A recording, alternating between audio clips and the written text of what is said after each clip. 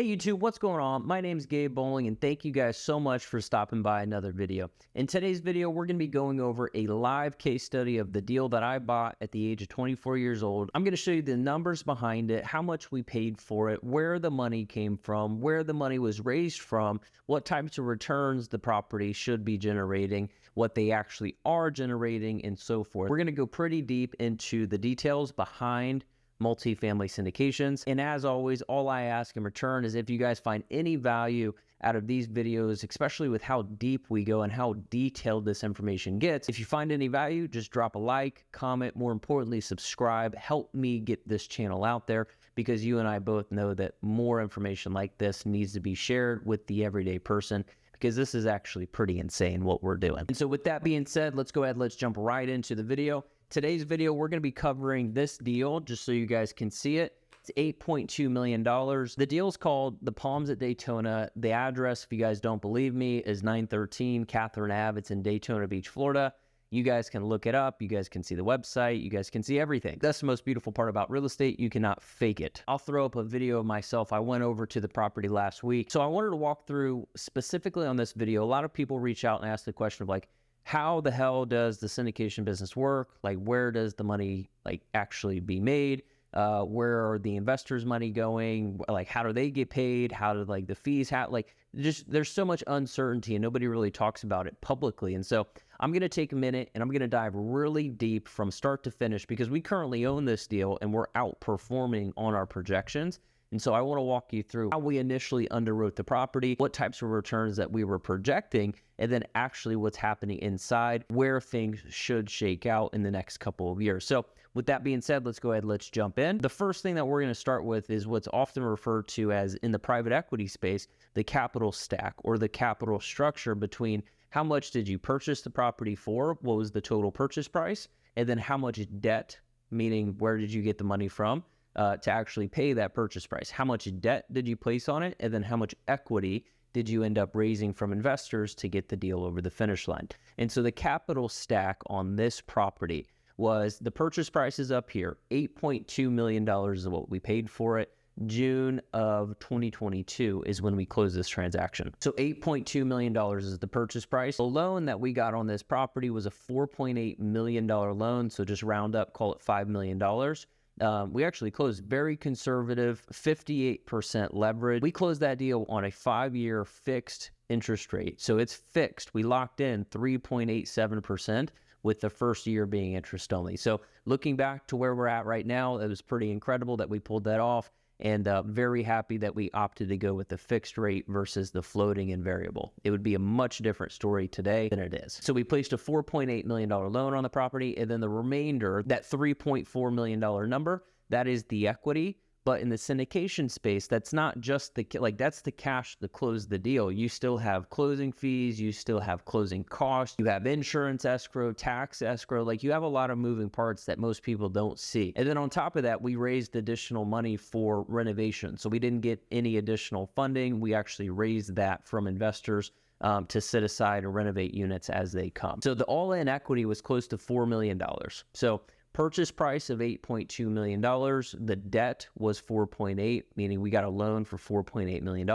And then the rest, the remainder was about $4 million total to actually close the deal and have enough money in there for the renovations and everything to close.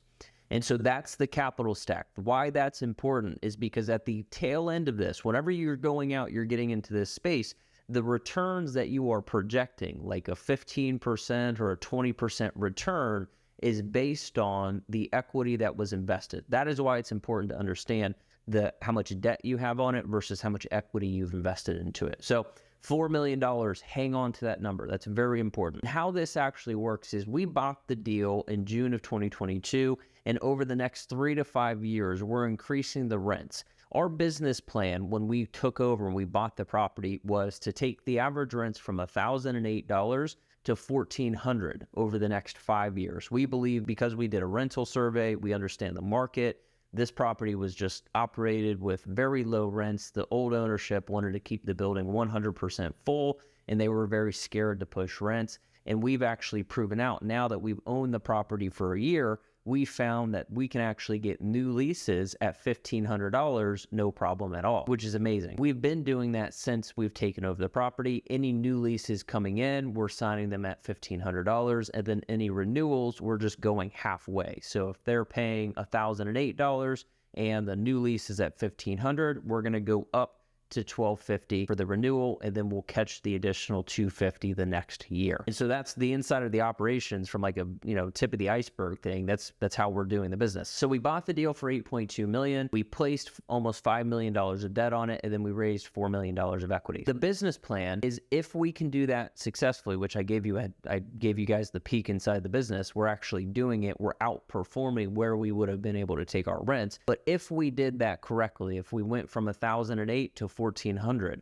we should be able to sell the property for about $12 million in 3 to 5 years from now. So you're like, okay, well, that's insane, right? You buy it for 8, you sell it for 12 over a 5-year period, you pick up, $4 million of profit. Let me just be very blunt. That $4 million is a really big number, but the sponsor, the person that's putting it together, they don't get all of that. They get a piece of it. So I'm going to break down the numbers just so you can see like how everything works from the return perspective. The first thing, before we even talk about the upside and the $12 million exit, you have to realize there's cash flow at the property. And so there's cash flow at the properties being paid out to the investors. So again, remember, we raised the $4 million to actually acquire the asset. We pay the investors cash flow from the property. And right now, my fund is paying out 6.5% net to the investors, meaning the $1 million that I raised, that's about $65,000 a year of pure cash flow going back to the investors. And that's obviously distributed amongst each investor based on how much they own. My wife and I personally invested $50,000 of our own cash into the deal right alongside all of the other investors as well. We're earning, I think, $250 or $300 every single month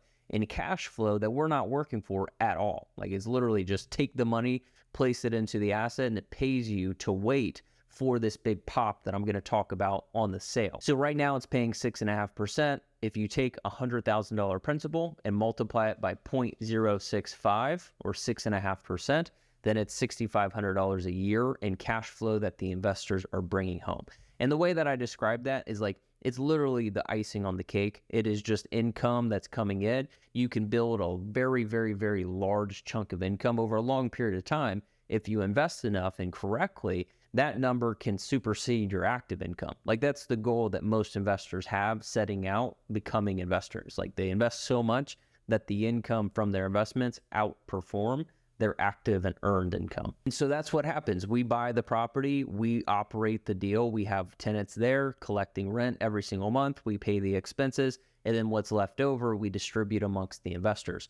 And so we do an 80-20 profit split. You're probably wondering, like, how the hell do people get paid in the business that are finding the deal? We do an 80-20 split. And so on top of just being, the passive investor as well, earning the cash flow from the property, there are asset management fees that you can charge to the property before there's any cash flow distributed to make sure that you can continue to turn your lights on and live. And so I think that's a couple grand a month mixed with the cash flow. You can start to see where this stuff really adds up. And so that's it for the cash flow. Every month we collect rents, we pay the expenses, what's left over, we decide, okay, this is what we want to distribute. And then based on how much ownership there is, we distribute based on the percentage of ownership. Then that's all the way through till the end of the business plan. So let's go into the future now. This is all made up. We have no idea if this is accurate. We hope it's accurate, but there is no crystal ball. If there was, everybody would be very, very, very rich.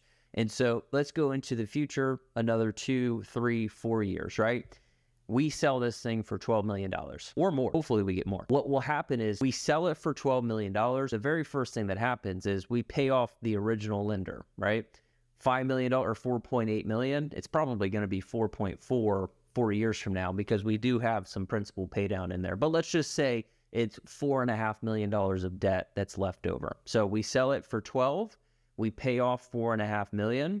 There's 8.5 left over. And then before there's any type of profit split, because this is where the majority of the money is made, we have to do a 100% return of capital. So the $4 million that we raised at the beginning, we send that back. So imagine you investing 100 grand. We do our business plan correctly. We pay you the cash flow while you wait. 6% a year for 5 years, that's 30%. So you've earned 30% on your money in cash flow. And then we have to send you back your $100,000 before there's any split on the money. You get made whole, then we do an 80-20 profit split. And so in this scenario, we bought it for 8.2, we placed $4.8 million of debt on it, and then we raised 4. And then we go into the future, we sell it for $12 million, and then we pay off the $4.5 million loan that's still on it. We're left with 8.5. Once we send back the investors' money, there's roughly, call it $4.5 to $5 million. Now, I've done this many times. It's closer to the $5 million number. So let's just run with it, just so we can make this simple instead of dealing with like half numbers.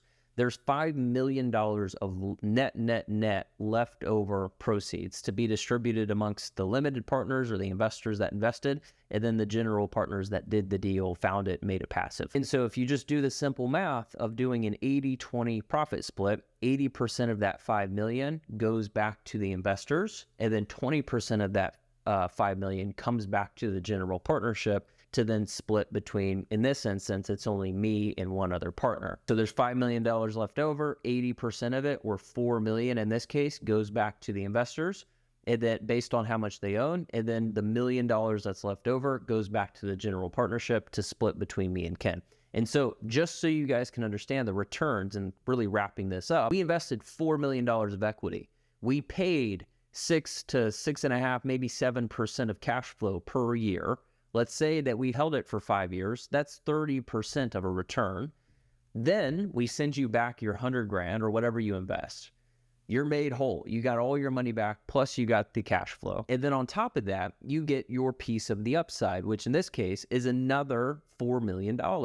So 4 million in, 8 million out, plus the cash flow. You were able to get paid every single quarter to own the asset. You got the tax benefits at the very beginning, I didn't even mention. And then once we sold the property, I sent you all of your money back, and then another double on top of whatever you invested. So imagine you investing 100 grand or $1 million.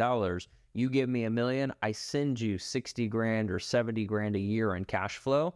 And then once I sell the property, I send you back 2 million. One of it is your original $1 million, and then another $1 million on top of that. And that really is how the multifamily syndication space works. That is net of the general partnership getting $1 million of fees. Like, everybody in that transaction wins. You, me, the investor, every single person in the transaction wins. And so that's the beautiful part of this business. If you can identify great deals in great locations that can spit off these great returns for the investors, you, in the process of developing that skill set, can get very wealthy. So I want to take a second. I just want to recap because I kind of went through it very quickly. We bought this deal, $8.2 million, the Palms of Daytona. We bought the deal for $8.2 million. We put a $4.8 million loan on it. We raised $4 million total. That's our going in, that's the capital stack of the purchase. And then in the future, because of the amount of due diligence that we did, we believe that we'll be able to sell the property for north of $12 million.